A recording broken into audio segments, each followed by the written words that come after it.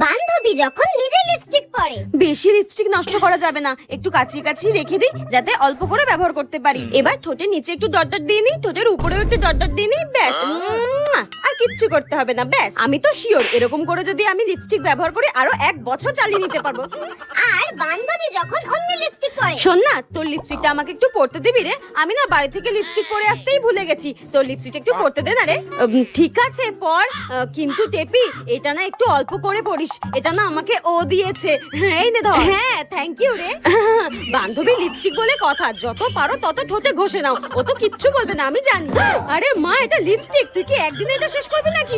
আর কিছু বললেও আমার কোনো যায় আসে না, আমি তো ঠোঁটে ভরে ভরে ঘষে নিয়েছি। তুই যদি আমার বন্ধু না হতিস না, আমি তোকে মেরেই ফেলতাম। এইভাবে থোবরায় লিপস্টিক কে ঘষে ভাই? এই নে। হ্যাঁ, এই লিপস্টিকটায় আর কিছু বেঁচে আছে, সব ঘষে ঘষে কাচিয়ে কুচিয়ে মেখে নিয়েছে। কি বাজে মেয়ে, মনে হচ্ছে মেরে মুখ ভেঙে দিই, ডাইনি একটা।